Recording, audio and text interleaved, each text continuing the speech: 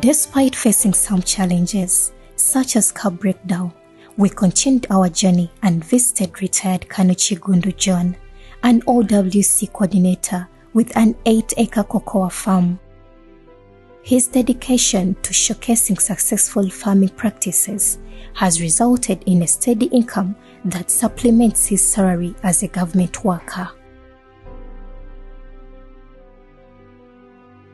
The Kanojon Chigundu, coordinator operation with the separation in Mayuge. Wano wetuli eno nagitandikanga model farm.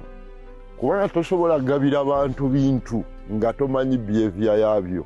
Agriculture ino obuzibu. Nti otekwa okumanya ekirime ky'obwa abantu behavior yakye efaanana etya. So that no